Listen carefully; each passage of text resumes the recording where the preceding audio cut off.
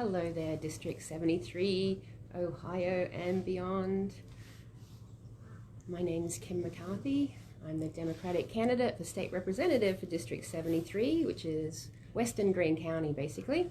Fairborn, Yellow Springs, Beavercreek, and Bellbrook, and the townships that surround those cities. So it's been a long summer, a long COVID-filled summer of campaigning, obviously something completely different than what we envisioned at the beginning. It's nice to reflect back on that as, what are we, just Saturday, Sunday? 4 days away from Election Day. So we're basically here.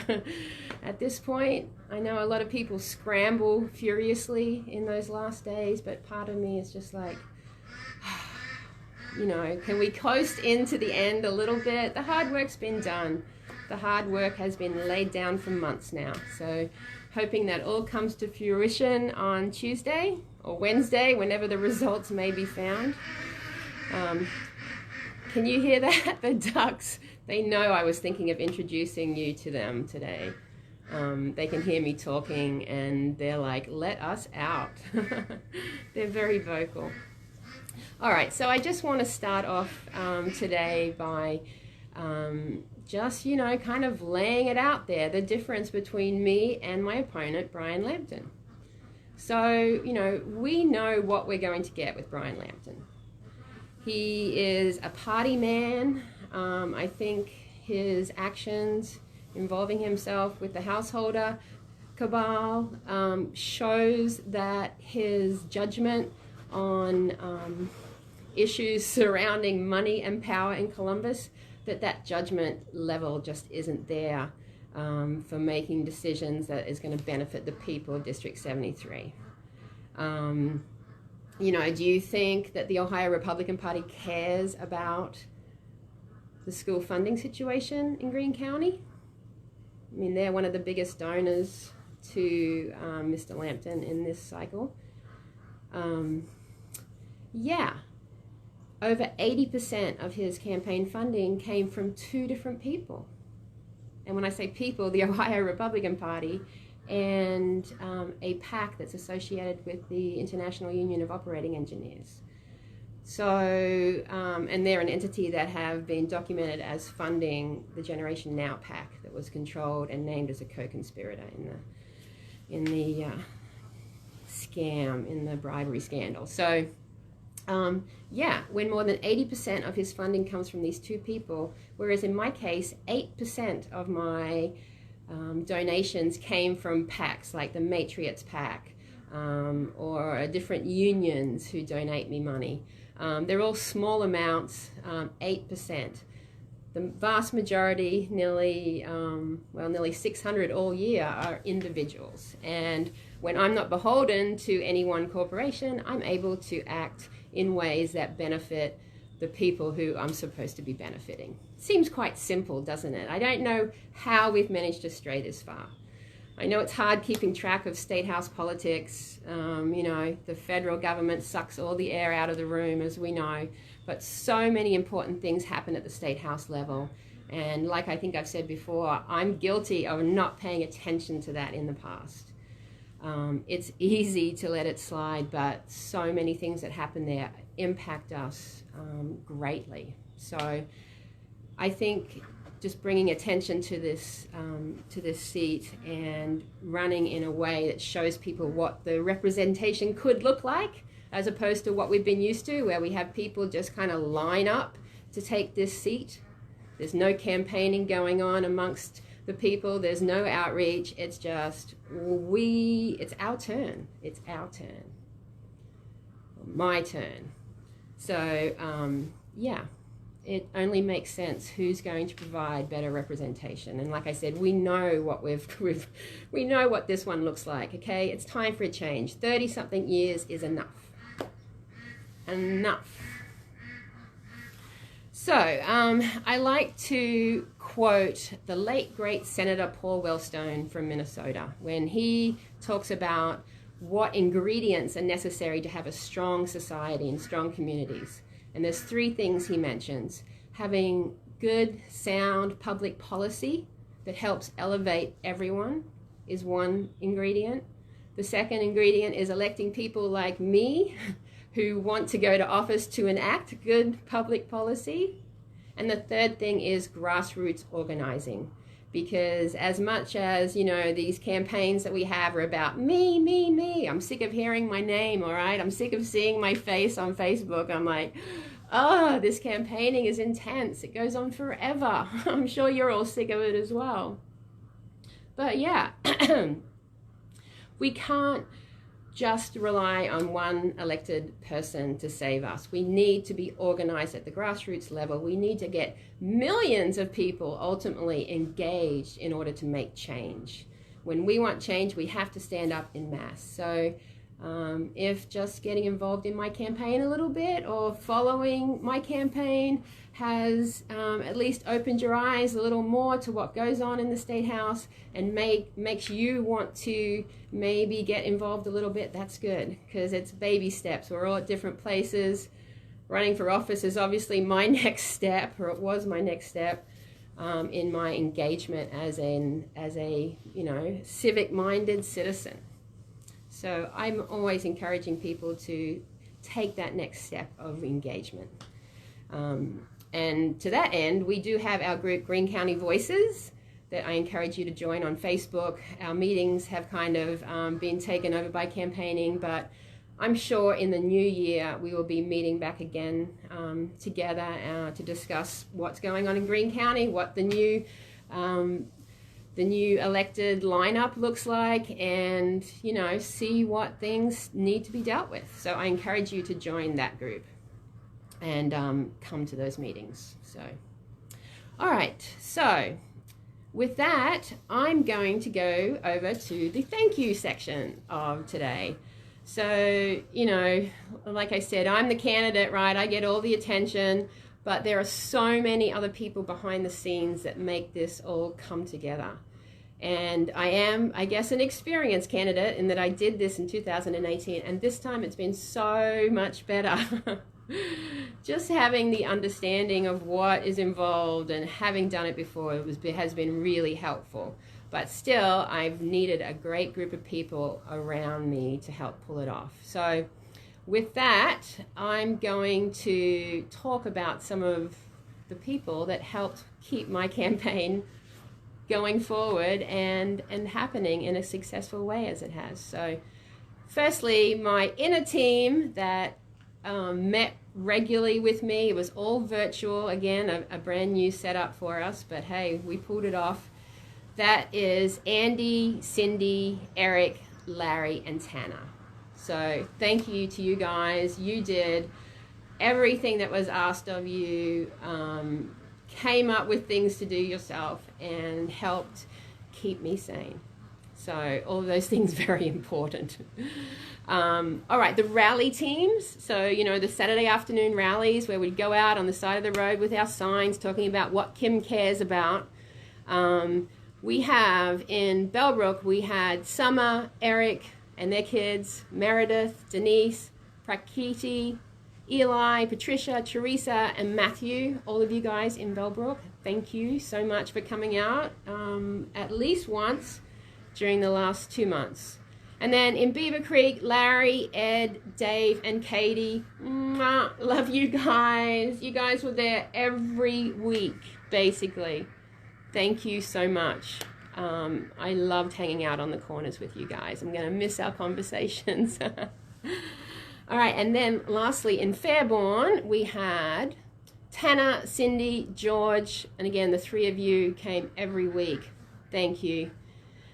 Christine, Carrie, Hannah, Catherine, Clint, and Marilyn as well showed up to help support that rally. So thank you to you guys. That was a really fun way to get our name out there.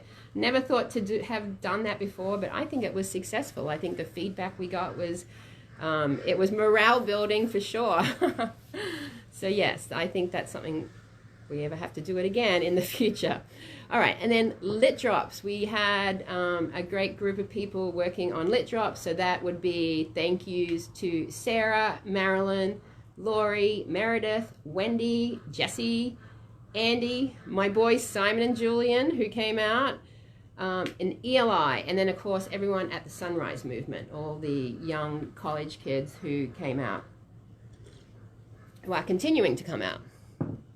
I want to say thank you to Kevin for his work on the website and the great graphics that he did. And then Ken McCall and Heath McAlpine, thank you to you guys for helping keep us on the straight and narrow. Hannah Grider, you were amazing with your graphics work. Thank you, thank you, thank you. So many people wrote postcards, so thank you. I cannot possibly name you all, but you know who you are, so thank you for that. I think we got about 7,000 handwritten postcards out there, so well done, all of you. And thank you to Cindy for coordinating all that, I guess, and Larry did some driving as well. The Our Revolution team, Kathleen, Diane, and Levon, thank you for the support that you guys are able to give. It feels so good to have an organization like you behind me. Yeah. Who else have we got? All right, people who put their signs in my yard, thank you very much. For the nearly 600 of you that donated financially to my campaign, thank you, thank you, thank you. You guys went above and beyond what I was expecting during such turbulent times. Thank you to Mike, who's been driving the trailer around the district for the last couple of weeks. Laborious work, but someone's got to do it. Thank you, Mike. People helping with all the signs, Larry, Dave, Ryan, Mike, and Colin. Thank you for putting those signs out in those public and private spaces. And then I guess the last thing is my family, of course. Thank you to my boys who have put up with me running for office again. They literally were almost in tears when I announced to them that I was going to run again. They were terrified for me because they saw what I went through. But I reassured them that it was not going to be like that again, that, you know, we would have limits on what we were going to put ourselves through. And frankly, the COVID virus came along and put the limits on us that we needed to have a much less stressful campaign. So they've been great with helping and, you know, just keeping things going at home as well. My daughter, Arden, of course, is out in Australia. Hi, Artie, if you watch this. She's sending her love from afar and making sure all her friends from Bellbrook High School last year are getting out to vote. And from what she tells me, they are. So yay, young kids. I should give a shout out to young kids in general. Come out and vote, young kids, please. We need you. We need you. All right, so, and then and then one final thank you to Andy for filling so many different roles in the campaign, and most importantly, the role of my campaign emotional support person. So thank you, Andy, for that. It's invaluable. All right, well, that's about it from me. I think we will go see the birds. I'll see if we can do that. But before I get up, I just want to conclude by saying that, you know, we started working for this seat back in January 2018, right? And we have shown the people of this district how our campaign, how our platform can help progress Ohio forward. We can only hope that this will translate into a win for us. But even if we are unable to undo the decades of inertia that's been happening in this district, we've progressed the conversation and we've shown people that they deserve better. We've shown people that a candidate who just expects to take the seat because of what party he belongs to, or because some people in Columbus put down big loads of money for him, that just expecting that seat is not good enough. We deserve transparency, accountability, and representation.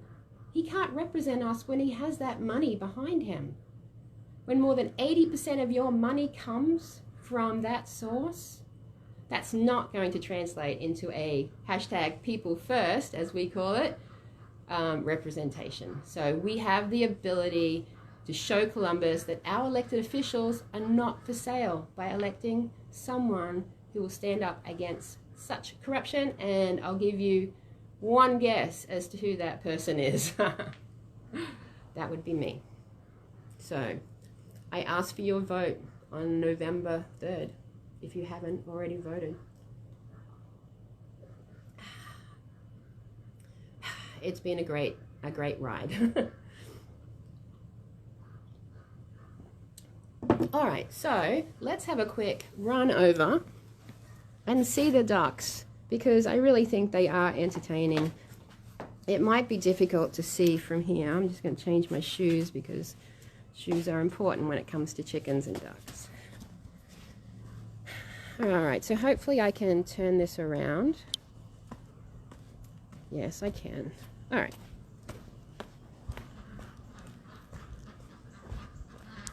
Here we go. We just moved their coop and their little yard from over there to here. Hello, guys. Hi. Hi. So this is Nina in the front here. Nina, who is always up front and wanting to eat. That's Molly, the grey one. This is DK. So these three are all Indian runners. Well, actually, all four of them are. And that's Alex back there, named for AOC. And that's the male duck who nobody really likes. And here's the chickens. And our beautiful rooster. Can you give us a cock-a-doodle-doo? Cock-a-doodle-doo. All right. I'm just going to let them out. All right, come on out, guys. Come on. Come on. Don't be shy. Hey, Boomer. Come on. Oh, the dog's out here. They're not happy about that. All right, anyway.